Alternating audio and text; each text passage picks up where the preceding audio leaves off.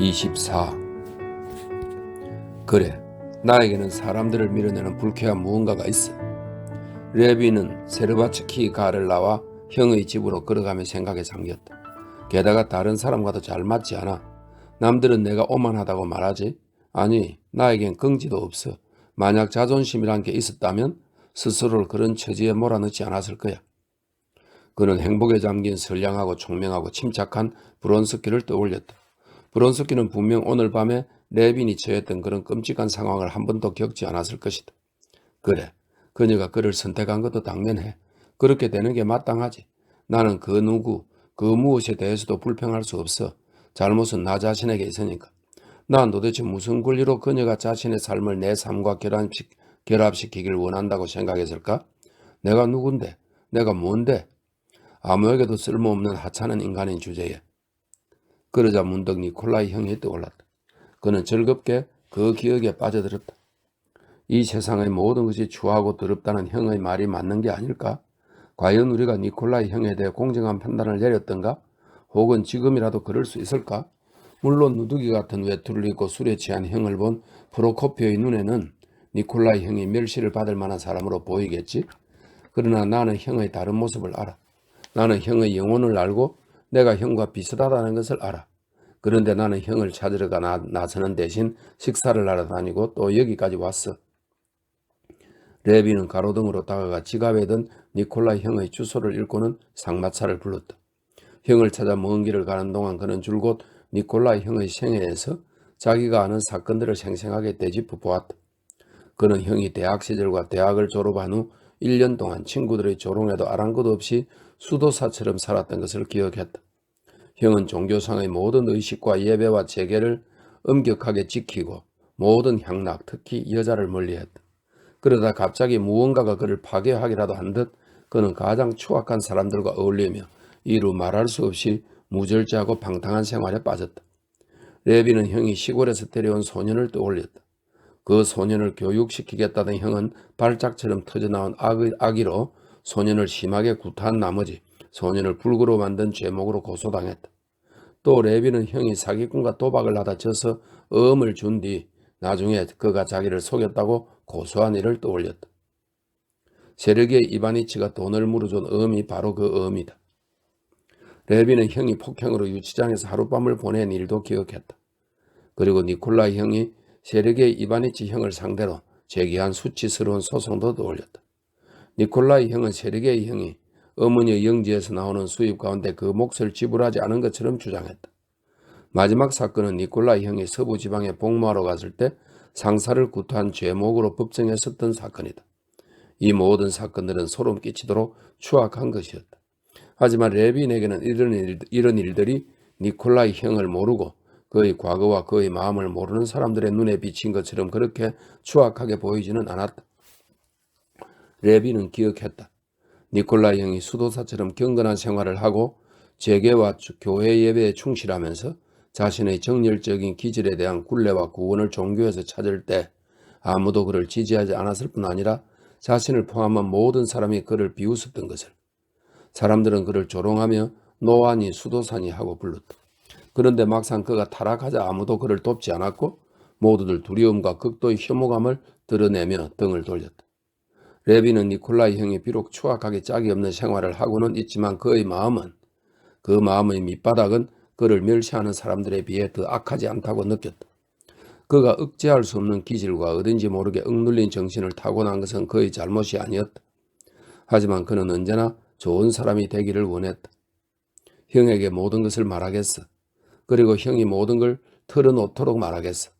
내가 형을 사랑한다는 것을, 그래서 형을 이해한다는 것을 보여주어야지. 11시경 마차가 주소에 적힌 호텔에 도착할 무렵 레비는 자신에게 다짐했다. 2층의 12호실과 13호실입니다. 수위가 레빈의 질문에 대답했다. 지금 안에 있나? 틀림없이 계실 겁니다. 12호실의 문이 반쯤 열려 있었고 그곳에서 새어나온 한 줄기 빛을 타고 싸구려 담배의 진한 연기가 흘러나왔다. 안에서 레빈이 들어보지 못한 목소리가 들렸다. 하지만 레빈은 형이 그곳에 있다는 것을 금방 알아차렸다.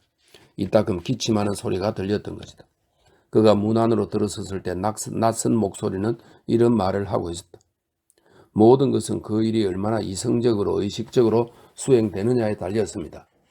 콘스탄틴 레비는 안을 엿보았다.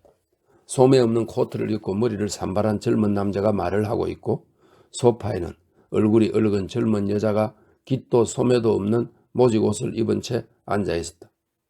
이 깃도 소매도 없는 옷은 가난을 상징하는 거라 합니다. 당시 여자들의 옷은 소매와 깃을 붙였다 뗐다 할 수 있게 만들어졌는데 여자들은 소매와 깃을 자주 바꿔 달고 세탁할 수 있도록 옷장 안에 여벌을 많이 마련해 두곤 했다는데, 그러니까 가난한 사람입니다. 얼굴이 붉은 젊은 여자가 깃도 소매도 없는 모직 옷을 입은 채 앉아 있었다. 형은 보이지 않았다. 형이 아무런 연고도 없는 사람들 틈에서 살고 있다고 생각하니 콘스탄틴은 가슴이 미어지는 듯했다. 아무도 콘스탄틴의 기척을 듣지 못했다. 그래서 그는 덧신을 벗으며 반 코트를 입은 신사의 말에 귀를 기울였다.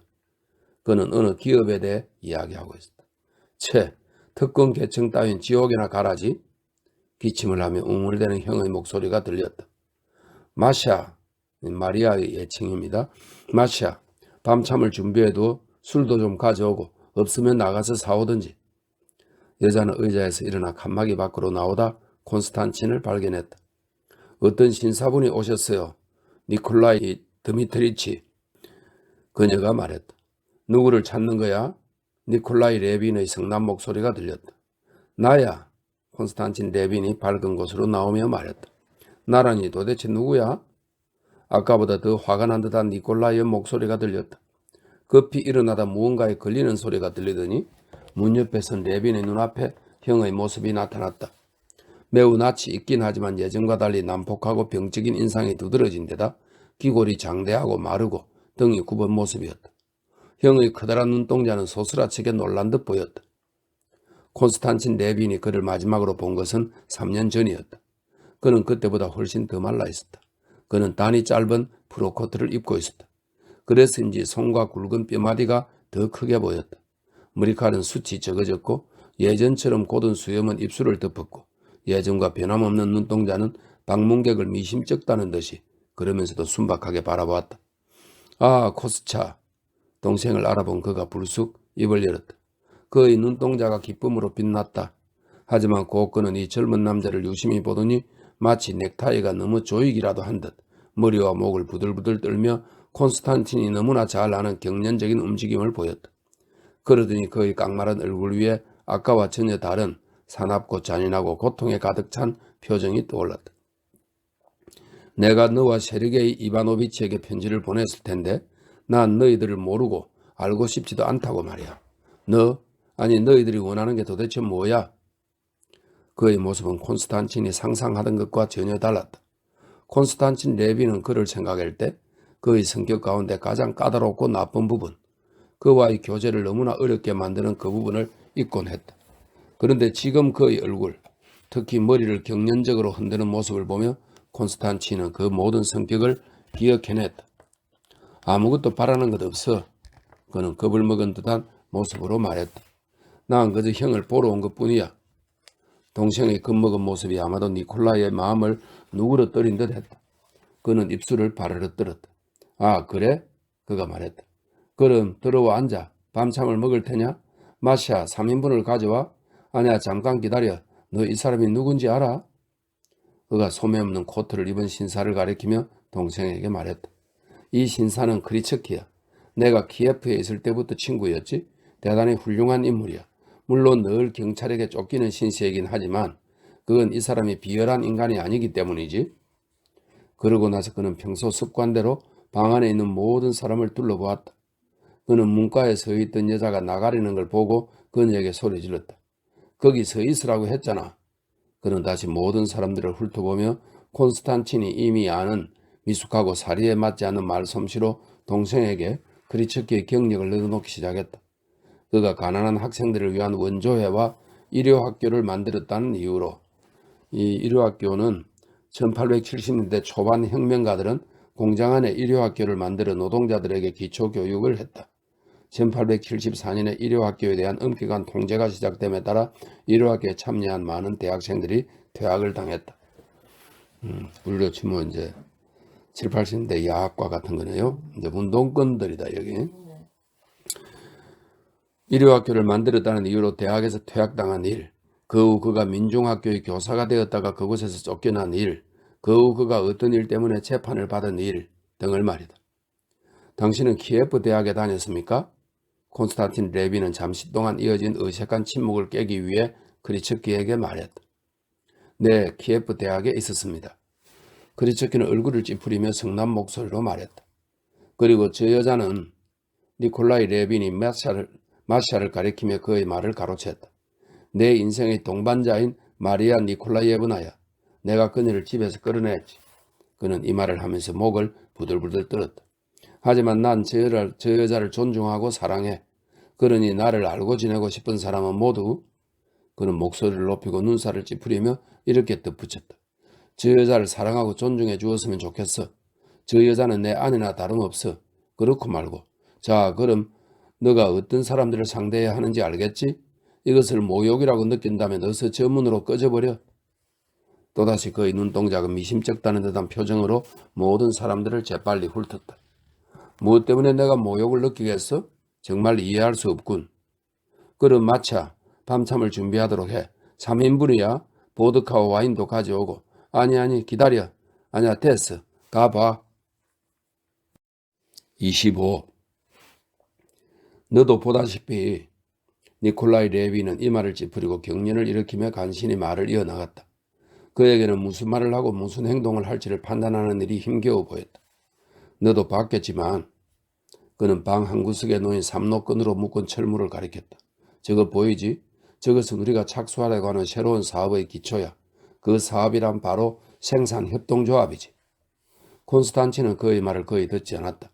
폐병에 걸린 형의 병약한 얼굴을 쳐다보고 있자니 더욱더 그가 불쌍하게 느껴졌다. 그래서 형이 협동조합에 대해 늘어놓는 이야기가 좀처럼 집중되지 않았다.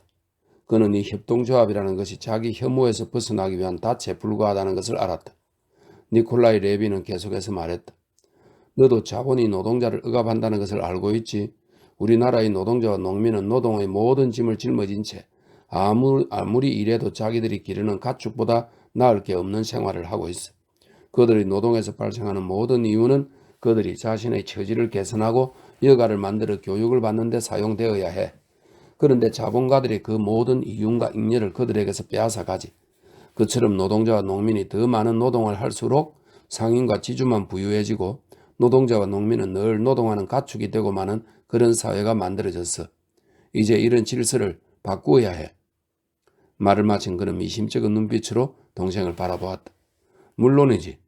콘스탄틴은 형의 툭 튀어나온 광대뼈 밑에 떠오른 홍조를 쳐다보며 말했다. 그래서 우리가 금속 협동조합을 만들려고 하는 거야. 그곳에서는 생산 이윤, 생산 도구, 특히 마지막 게 중요해. 아무튼 이 모든 것을 모든 조합원이 공유하게 돼. 협동조합을 어디에 세울 건데? 콘스탄틴 레빈이 물었다. 카잔현의 보즈드리오마 마을에. 왜 하필이면 시골에 두려 하지? 시골에는 그렇지 않아도 일이 많은 것 같은데 어째서 금속 협동조합이 시골에 있어야 하는 거야? 농민은 지금도 예전처럼 노예나 다름없기 때문이지. 게다가 너나 세력의 이바니치가 그들이 이런 노예 상태에서 벗어나는 것을 달가워하지 않는다는 것도 이유가 되지. 니콜라이 레비는 동생의 반박에 흥분하며 말했다. 콘스탄틴 레비는 한숨을 쉬며 어물하고 더러운 방을 돌아보았다. 이 한숨이 니콜라이의 화를 더욱 돋운 것 같았다. 너나 세력의 이바니치 같은 귀족들의 견해는 잘 알고 있어. 그가 현존하는 악을 정당화하기 위해 머리를 쥐어짜고 있다는 것도 알고. 그렇지 않아. 그건 그렇고 도대체 무엇 때문에 세르게이 이바노비치 형에 관한 얘기를 꺼내는 거야? 레빈이 웃으면서 말했다. 세르게이 이바니치 다 이유가 있지. 니콜라이 레빈은 세르게이 이바니치의 이름을 듣자 갑자기 소리를 질렀다. 왜냐면 뭐라고 할까? 다만 한 가지. 그런데 넌 뭐 때문에 온 거야? 넌 이 모든 걸 경멸하고 있어. 뭐 좋아. 신과 함께 꺼져버려. 당장 나가. 조금도 경멸하지 않아. 콘스탄틴 레비는 겁먹은 듯한 말투로 말했다. 형과 논쟁할 생각도 없어. 이때 마리아 니콜라이에브나가 돌아왔다. 니콜라이 레비는 화를 내며 그녀를 쳐다보았다. 그녀는 재빨리 그에게 다가가 무엇라고 속삭였다. 건강하지 않으니 걸핏하면 화를 내게 되는군. 니콜라이 레비는 화를 가라앉히며 무겁게 한숨을 쉬었다.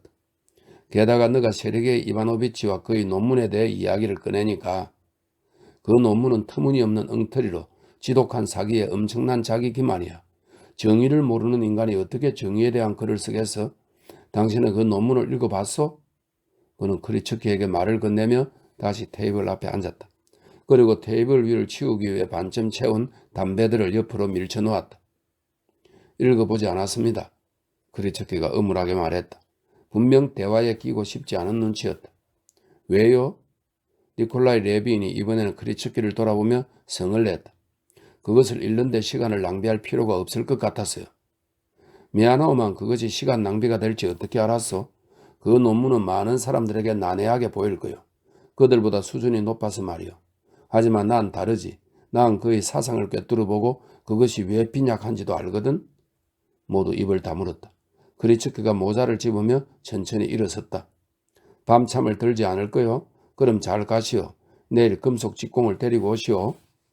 크리츠크가 나가자마자 니콜라이 레빈이 씩 웃으며 한쪽 눈을 찡긋했다. 저 사람 역시 졸렬해. 난 다 알아. 그가 말했다. 그런데 그때 크리츠키가 문과에서 그를 불렀다. 또 무슨 일이요? 그는 이렇게 말하며 그가 있는 복도로 나갔다. 마리아 니콜라예브나와 단둘이 남게 된 레비는 그녀에게 말을 걸었다. 형과 지낸 지 오래됐습니까? 그가 그녀에게 말했다. 네, 벌써 2년째인걸요? 저분의 건강이 많이 악화되었어요. 술을 너무 많이 마셔요. 그녀가 말했다. 어떻게 마시기에? 보드카를 마셔요.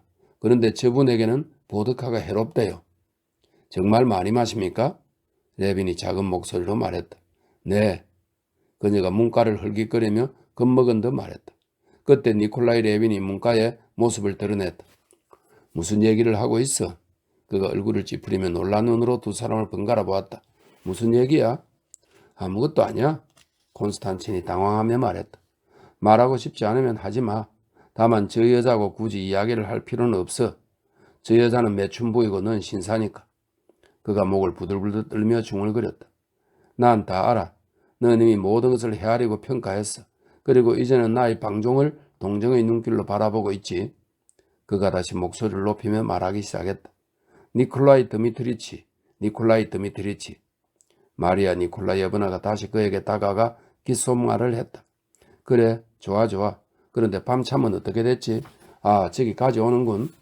그는 쟁반을 들고 들어오는 하인을 보며 말했다. 여기에 놓아. 그는 성난 목소리로 말하며 곧장 보드카를 집어들어 술잔에 따르고는 탐욕스럽게 마시댔다. 마실래? 금방 유쾌한 기분을 찾은 그가 동생에게 말을 건넸다. 이제 세르게이 이바노비치에 대한 이야기는 그만하자. 그래도 늘 만나니 기분 좋구나. 너가 무슨 말을 하든 우리는 남이 아니니까. 자, 한잔해. 요즘 뭐 하는지 말해봐. 그는 빵 조각을 개글스레 씹으면서 술을 또 한 잔 따랐다. 어떻게 지냈냐? 전처럼 시골에서 영지를 돌보며 혼자 지내. 콘스탄티는 형이 개글스레 먹고 있는 모습을 오싹한 기분으로 쳐다보며 그런 눈길을 들키지 않으려고 애써 노력했다. 결혼은 왜 안 해? 기회가 없었어. 콘스탄틴이 얼굴을 붉히며 대답했다. 어째서? 나야 끝장났지만 난 인생을 망쳐버렸어. 전에도 말했고 앞으로도 말하겠지만 내게 필요할 때 내 몫의 재산을 나누어 주었더라면 내 인생은 완전히 달라졌을 거야. 콘스탄틴 드미트리치는 황급히 화제를 바꾸었다. 형이 데리고 있던 바누시카가, 이반의 애칭입니다. 형이 데리고 있던 바누시카가 포크롭스코어에 있는 내 사무실에서 일하고 있어. 그가 말했다. 니콜라이는 목을 부들부들 떨며 생각에 잠겼다. 그래, 포크롭스코어에는 어떻게 돌아가고 있는지는 말해봐. 어때? 집은 그대로냐? 자작나무들이며 우리가 다니던 학교는? 참 정운사로 있던 필리프는 아직 살아있나? 지금도 그 정자와 벤치가 눈에 선하군. 집안에 아무것도 바꾸지 마라. 신경 좀 써줘. 어쨌든 어서 결혼해서 다시 옛날처럼 집을 꾸며다오. 그럼 널 찾아가마. 물론 너희 아내가 착한 여자라면 말이다. 지금이라도 집으로 와. 레빈이 말했다. 우리 둘이 정말 잘 살 수 있을 거야. 그곳에서 세르게이 이바니치와 부딪히지 않을 거라는 확신이 들면 가지. 형과 부딪힐 일은 없어. 난 형에게서 완전히 독립해 살고 있으니까. 그렇지. 하지만 어쨌든 넌 나와 그 인간 중에 한 명을 선택해야 해. 그는 주저하는 태도로 동생의 눈을 바라보며 말했다. 이런 소심한 모습이 콘스탄틴의 마음을 움직였다. 이 점에 대해 나의 솔직한 고백을 듣고 싶다면 말할게. 만약 형과 세력의 이바니치 형이 싸운다면 난 어느 쪽도 편들지 않을 거야. 둘 다 옳지 않으니까. 외면적으로는 형이 더 나쁘고 내면적으로는 세력의 이바니치 형이 더 나쁘거든. 그걸 알고 있었구나. 알고 있었어. 니콜라이가 기쁜 듯이 소리쳤다. 형이 알고 싶다면 또 하나 말해주지. 난 개인적으로 형과의 우정을 더 소중히 생각해. 왜냐하면 왜 어째서? 콘스탄틴은 자기가 니콜라이와의 우정을 더 소중히 여기는 까닭이 니콜라이가 불행하기 때문이라고, 니콜라이에게 우정이 필요하기 때문이라고 차마 말할 수 없었다. 하지만 니콜라이는 콘스탄틴의 속마음을 알아채고는 얼굴을 찌푸리며 다시 보드카 병을 받았다. 그만해요, 니콜라이 드미트리치. 마리아 니콜라이예브나는 훤히 드러난 포동포동한 팔을 술병 쪽으로 뻗으며 말했다. 내버려둬. 귀찮게 하지마. 때릴 거야. 그가 소리를 질렀다. 마리아 니콜라이예브나는 상냥하고 선한 미소를 지었다. 그 미소가 니콜라이에게도 옮아갔다. 그녀는 보드카를 집어들었다. 넌 저 여자가 아무것도 모를 거라고 생각하지? 니콜라이가 말했다. 저 여자는 이 모든 것에 대해 우리보다 더 잘 알아. 사실 그녀에겐 어딘지 모르게 선하고 사랑스러운 데가 있어. 당신은 예전에 모스크바에 한 번도 머문 적이 없습니까? 콘스탄틴이 무언가를 말하려고 그녀에게 물었다. 저 여자에게 당신이란 존칭을 쓰지 마. 저 여자는 그 말을 무서워해. 저 여자에게 당신이란 존칭을 쓴 사람은 치안 판사 외에 아무도 없었어. 저 여자는 매춘굴에서 빠져나오려고 한 제목으로 재판을 받았지. 세상의 모든 것은 다 무의미할 뿐이야. 갑자기 그가 큰 소리로 외쳤다. 새로운 제도니 치안 판사니 잼스터보니 이 무슨 꼴볼견이라 말이냐? 그러더니 그는 자신이 새로운 제도와 충돌했던 사례들을 늘어놓기 시작했다. 콘스탄틴 레비는 그의 말을 들었다. 그도 형처럼 모든 사회제도의 의미를 부정하고 종종 그러한 생각을 말로 표현하기도 했지만 지금 형의 입에서 그 말을 들으니 기분이 유쾌하지는 않았다. 저 세상에 가면 이 모든 것을 알게 되겠지. 그는 농담 삼아 이렇게 말했다. 저 세상이라고? 난 저 세상이 싫단 말이야. 니콜라이가 급에 질린 거친 눈으로 동생의 얼굴을 바라보며 말했다. 모든 추악하고 혼란스러운 것에서 벗어날 수 있다면 좋을 것 같아. 그 추하고 혼란스러운 것이 남의 문제든 내 문제든 상관없어. 하지만 죽음은 무서워. 소름이 끼치도록 두렵다고. 그는 몸서리를 쳤다. 자, 뭐든 마셔. 샴페인 마실래? 아니면 어디 갈까? 집시들에게 가자. 너도 알지? 내가 집시와 러시아 민요를 얼마나 좋아하는지. 그의 말이 점점 뒤죽박죽이 되었다. 이야기가 한 주제에서 다른 주제로 마구 건너뛰기 시작했다. 콘스탄틴은 마샤의 도움으로 형에게 아무것도 가지 말자고 설득하고는 완전히 취해버린 형을 자리에 눕혔다. 마샤는 문제가 생기면 콘스탄틴에게 편지를 보내고 니콜라이 레빈에게 동생의 집에 가서 살라고 설득하기로 약속했다. 26. 콘스탄틴 레빈은 아침에 모스크바를 떠나 저녁 무렵 집에 도착했다. 돌아오는 기차 안에서 그는 옆자리에 앉은 사람들과 정치와 새로운 철도에 대해 이야기를 나누었다. 그런데 모스크바에 있을 때처럼 이번에도 사고의 혼란, 자신에 대한 불만, 무언가에 대한 수치가 그를 무겁게 내리눌렀다. 그러나 목적지의 기차역을 빠져나와 카프티인의 깃을 세운 애꾸는 마부 이그나트를 알아보았을 때 기차역 창문에서 흘러나온 흐릿한 빛 속에서 양탄자를 깐 자기의 썰매와 꼬리를 묶고 술과 고기가 달린 마구를 씌운 자기의 말을 보았을 때 썰매에 올라타자마자 마부 이그나트가 마을의 새로운 소식을 전해주고 건축업자가 왔었다는 것과 파바가 송아지를 낳았다는 것을 말해 주었을 때 그는 점차 혼란스럽던 머릿속이 맑아지고 자신에 대한 수치심과 불만이 사라지는 것을 느꼈다. 그는 이그나트와 말을 본 순간부터 이런 감정을 느꼈다.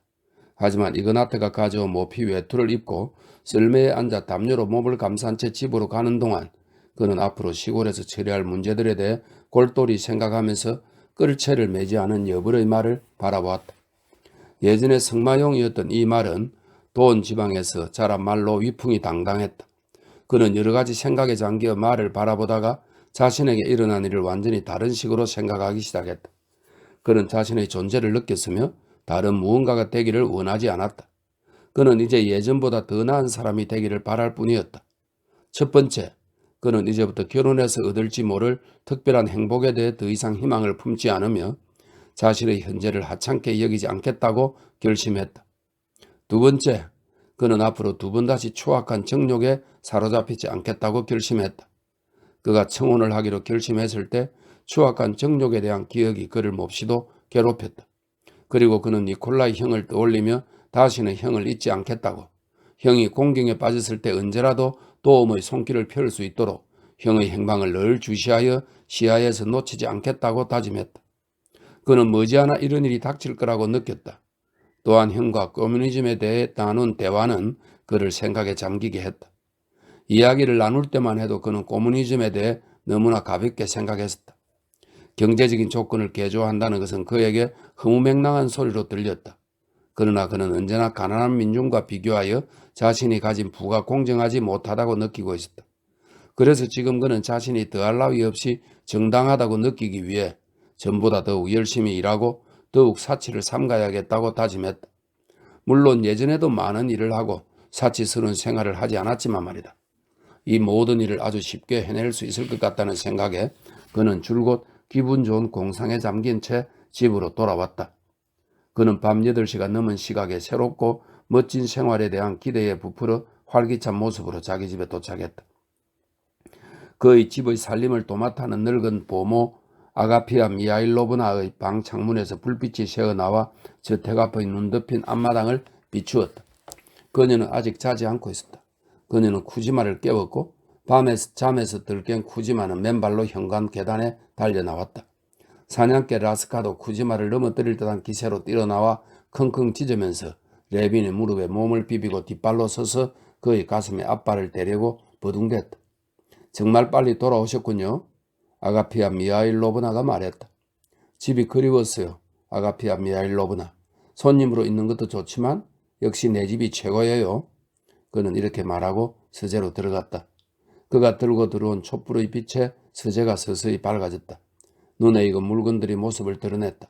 사슴뿔, 책을 진열한 선반, 거울, 통풍구가 달린 스토프.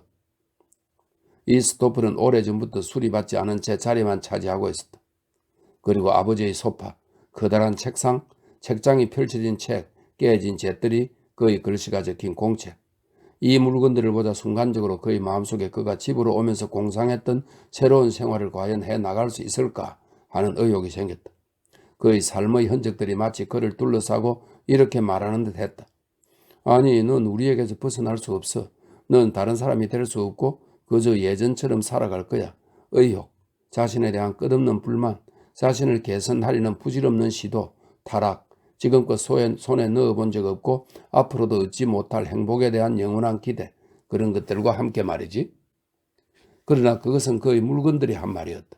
마음속의 다른 목소리는 과거에 굴복할 필요 없다고, 자신은 무엇이든지 할 수 있다고 속삭였다. 그는 이 소리를 들으며 1푸드짜리 아령 한 쌍이 놓인 방구석으로 다가갔다. 그리고 활기를 찾기 위해 아령을 들여 올리며 운동을 시작했다. 이때 문 밖에서 발소리가 들렸다. 그는 황급히 아령을 내려놓았다. 집사가 들어와 모든 일이 다행히 순조로웠다고 말하면서 새 건조기가 말린 메밀이 조금 탔다고 보고했다. 이 소식은 레빈의 신경을 자극했다. 레빈은 새 건조기를 설치하고 그것의 고안에도 일부분 참여했다.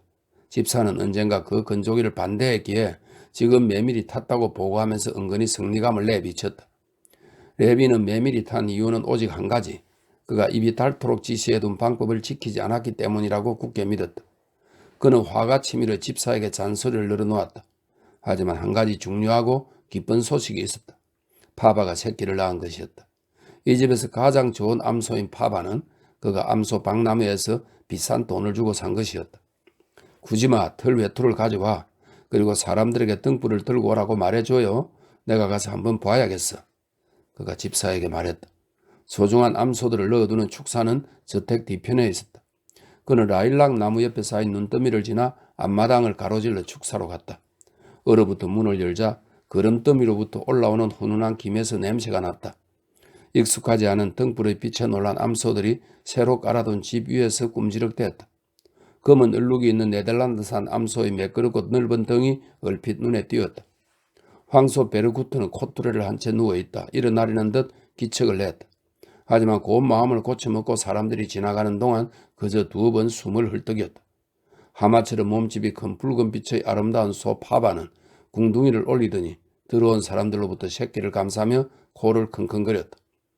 레비는 칸막이 안으로 들어가 파바를 찬찬히 훑어보고는 붉은 얼룩이 있는 송아지를 일으켜 휘청거리는 긴 다리로 서게 했다.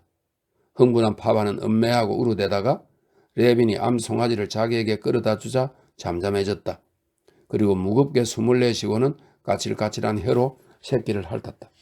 무언가를 찾던 송아지는 코로 어미의 허벅지를 쿡쿡 찔러대더니 꼬리를 흔들었다. 여기를 비춰줘. 등불을 이쪽으로 가져와. 레빈이 송아지를 찬찬히 살펴보며 말했다. 어미를 쏙 빼닮았군. 털 색깔은 아비를 닮았지만 말이야. 참으로 훌륭해. 다리가 길고 옆구리가 탄탄하군. 바실리 펴도로비치 훌륭하지 않습니까? 그는 집사에게 말을 걸었다.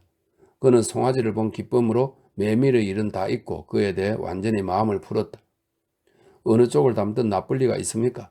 참, 주인님이 출발하신 다음 날 건축업자 셰몬이 왔습니다. 그와 계약 조건을 정해야 할 것 같습니다.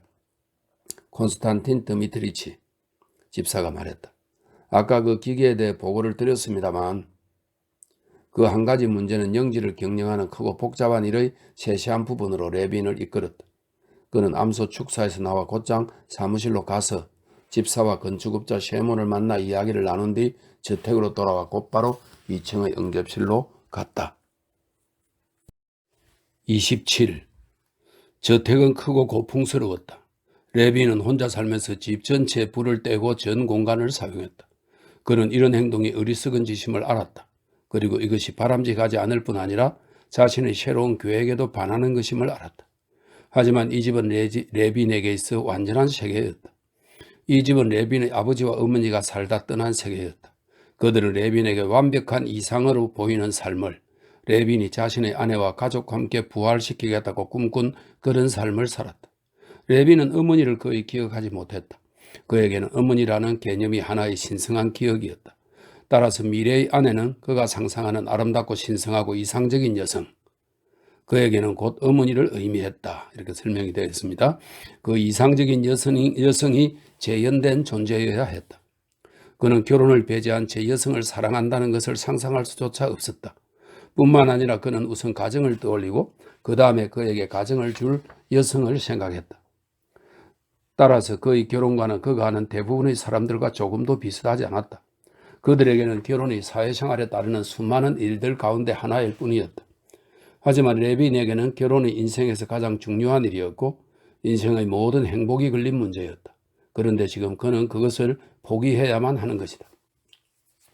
그는 늘 차를 마시던 작은 응접실에 들어가 책을 든 채 자신의 안락의자에 앉았다. 그러자 아가피아 미하일로브나가 차를 들고 들어와 늘 하던 대로 도련님 저도 앉을게요 라고 말하며 창가의 의자에 앉았다. 그 순간 그는 이상하게도 자신이 그 꿈을 버리지 않았고 앞으로도 그 꿈 없이 살 수 없다는 느낌을 받았다.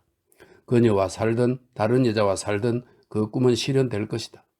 그는 책을 읽다가 방금 읽은 내용에 대해 생각에 잠기기도 하고 잠시 책에서 눈을 뗀 채 지치지도 않고 조알거리는 아가피아 미알로브나의 이야기를 듣기도 했다.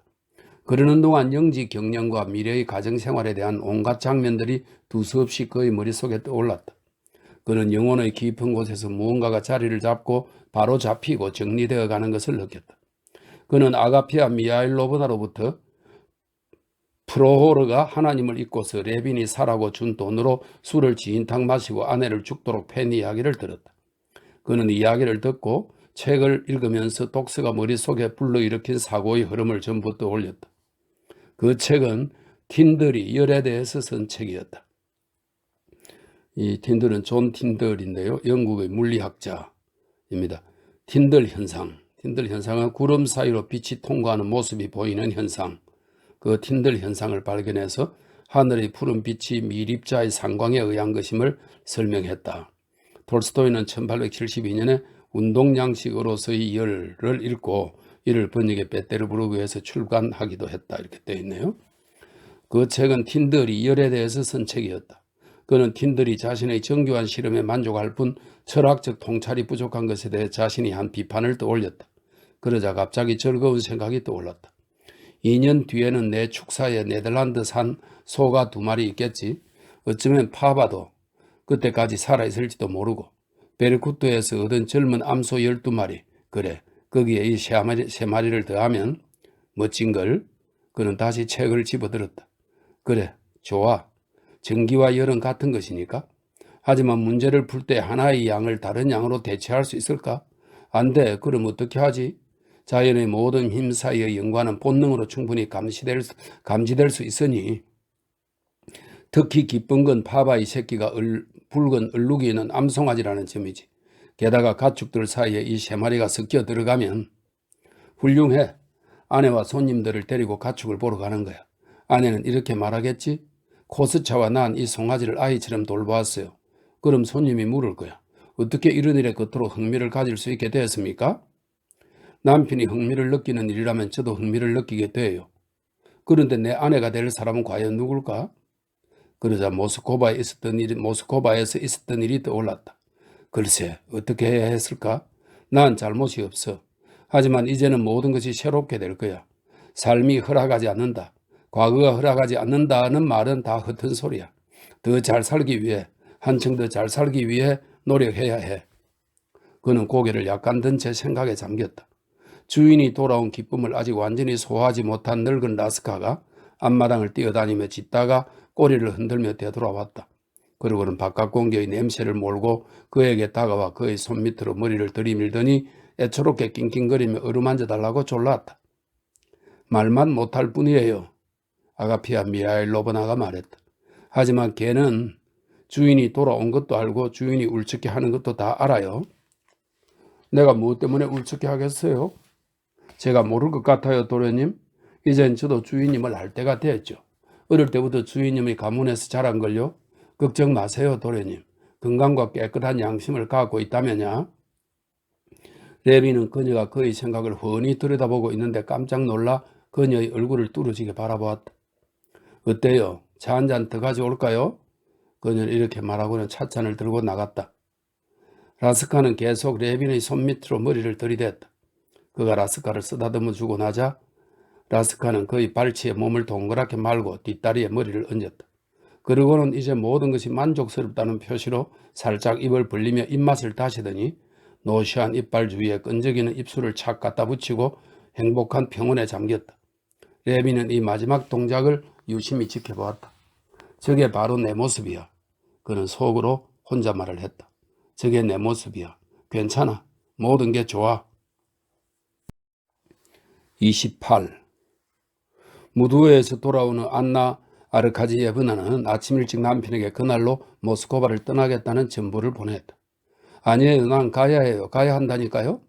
그녀는 마치 셀 수 없이 많은 일들을 떠올린 듯한 어조로 새언니에게 일정을 변경한 것에 대해 변명했다.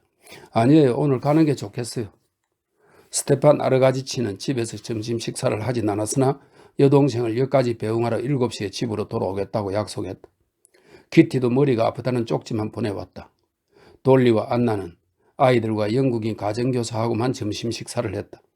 아이들은 변덕이 심해서인지 너무 예민해서인지 혹은 오늘의 안나가 그들이 그토록 좋아하던 그날의 고모와 전혀 다르다고 느껴서인지 아니면 고모가 더 이상 자기들에게 관심을 쏟지 않는다고 느껴서인지 갑자기 고모와 놀지도 않고 고모에게 애정을 표현하지도 않았으며 고모가 떠나는데도 전혀 관심이 없었다. 안나는 오전 내내 떠날 준비를 하느라 분주했다. 그녀는 모스크바의 지인들에게 편지를 쓰고 수첩에 지출 경비를 기록하고 짐을 챙겼다. 돌리의 눈에는 그녀가 안절부절 못하고 근심에 잠긴 것처럼 보였다. 돌리는 자신의 경험으로 그러한 상태를 익히 알고 있었다. 그런 마음에는 이유가 있기 마련인데 대부분 자신에 대한 불만을 감추려는 데서 비롯된다. 식사 후 안나는 옷을 갈아입으러 방으로 갔고 돌리도 그녀를 따라갔다. 오늘 정말 이상하군요. 돌리가 그녀에게 말했다. 내가요? 그렇게 보여요? 난 이상한 게 아니에요. 난 못된 여자예요. 난 곧잘 이래요. 그냥 울고만 싶어요. 너무 바보 같지만 이런 것도 곧 지나갈 거예요. 안나는 빠르게 말하며 나이트 캡과 마로 지은 손수건을 넣어둔 장난감 같은 작은 주머니 쪽으로 붉게 물든 얼굴을 숙였다. 그녀의 눈동자가 유난히 반짝이고 그녀의 눈동자에 계속 눈물이 고였다.